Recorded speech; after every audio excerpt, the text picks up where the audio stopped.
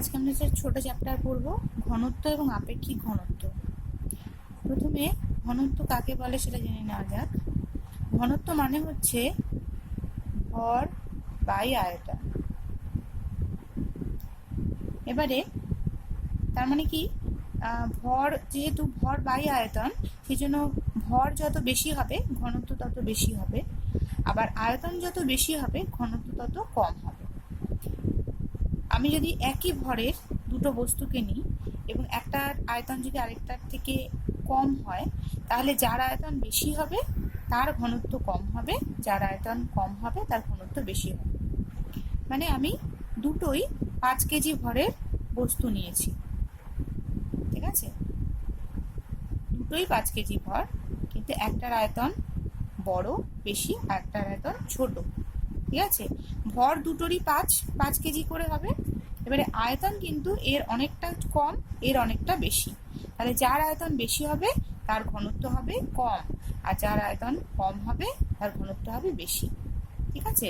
আবার যদি আমি দুটো একই আয়তনের বস্তু নিই কিন্তু তাদের ভর আলাদা, একজনের ভর বেশি একজনের ভর কম, হতে পারে না? যেমন একটা আমি পুরো প্লাস্টিকের বল নিলাম আর একটা হচ্ছে এমনি চামড়ার বল নিলাম, তাহলে দুটোর তো ওয়েট আলাদা হবে, কিন্তু দুটোর কিন্তু আয়তন মোটামুটি সেম।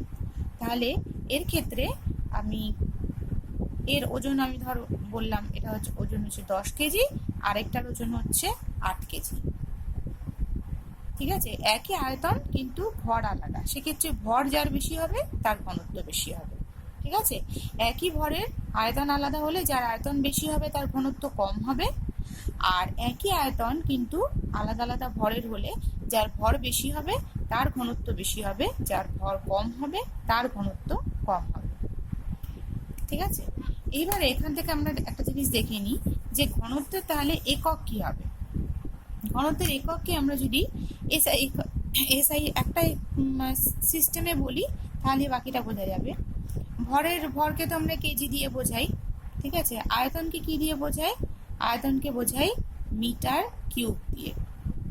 মিটার কিউবটা কোথা থেকে আসছে নিশ্চয়ই আমরা জানি, সেটা হচ্ছে যে আমরা যদি এরকম একটা বক্স মতো নিই আর সেই বক্সের প্রত্যেকটা সাইড যদি মিটারে হয়, 1 মিটার হোক 2 মিটার হোক, প্রত্যেকটা সাইড যদি আমরা মিটারে মাপি, দৈর্ঘ্য প্রস্থ উচ্চতা, তাহলে তার আয়তনটা সবসময় মিটার কিউবে বেরোবে। মানে দৈর্ঘ্য যদি 2 মিটার হয়, প্রস্থ যদি 3/2 মিটার হয়, আর উচ্চতা যদি 1 মিটার হয়, তাহলে সেক্ষেত্রে কি হবে? 3, কিন্তু এককটা হবে মিটার কিউব, যেহেতু 2 মিটার, 3/2 মিটার, 1 মিটার, সেই জন্য মিটার কিউব। তাহলে আয়তনের একক সবসময় মিটার কিউব হবে, তাহলে সেক্ষেত্রে এক্ষেত্রে আয়তনের জায়গায় আমি এককটা বসলাম মিটার কিউব। তাহলে ঘনত্বের এককটা কি দাঁড়ালো? ঘনত্বের এককটা দাঁড়ালো হচ্ছে কেজি আর মিটার কিউব, অথবা আমরা যদি সূচকের নিয়ম অনুসারে দেখি তাহলে KG into metre to the power -3, ঠিক আছে। মিটারটাকে উপরে লিখলে পরে 3টা অবভিয়াসলি এর আগে মাইনাস বসবে। তাহলে এটা দেখে আমি এবার সিজিএস এর একটা বলতে পারি না?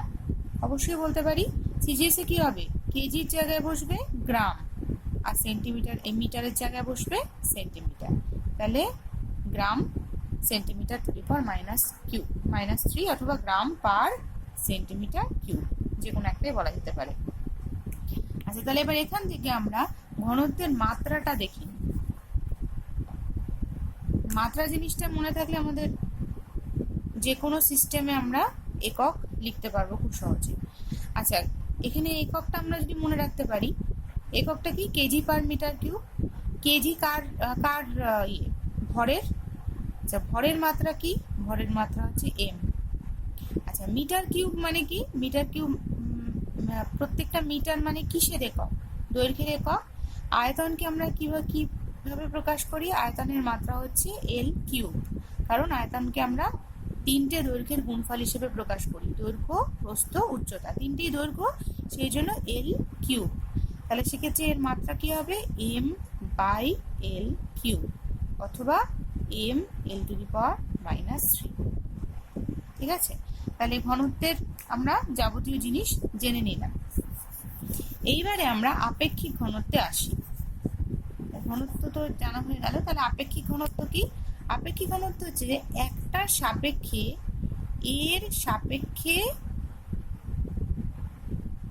বি এর ঘনত্ব কে আমরা বলবো হচ্ছে আপেক্ষিক ঘনত্ব। ঠিক আছে, বি এর আপেক্ষিক ঘনত্ব, আপেক্ষিক ঘনত্ব সেটা আবার কার সাপেক্ষে? এর সাপেক্ষে। তাহলে সেইখানে আমরা কিভাবে বার করব? আমরা প্রথমে আগে বি এর ঘনত্ব বার করব। কার আপেক্ষিক ঘনত্ব বার করছি? বি এর আপেক্ষিক ঘনত্ব বার করব। তাহলে বি এর ঘনত্বকে আমরা কি করব? এর ঘনত্ব দিয়ে ভাগ করে দেব। তাহলে আমরা এর সাপেক্ষে বি এর আপেক্ষিক ঘনত্ব পেয়ে যাব। যার সাপেক্ষে আপেক্ষিক ঘনত্ব বার করব সে নিচে, তার ঘনত্ব নিচে থাকবে, আর যার আপেক্ষিক ঘনত্ব বার করব তার ঘনত্বটা উপরে থাকবে। যেখানে একটি ইম্পর্টেন্ট পয়েন্ট কি, এখানে আপেক্ষিক ঘনত্বে কিন্তু দুটো আপেক্ষিক ঘনত্ব মানে হচ্ছে দুটো একই জাতীয় রাশির সমজাতীয় রাশির অনুপাত, ওপরেও ঘনত্ব নিচেও ঘনত্ব। তাহলে এদের দুজনেরই তো একক সেমই হবে, দুজনেরই একক হবে KG metre cube, KG per metre cube, এটারও কেজি পার মিটার কিউব। তাহলে কি হবে?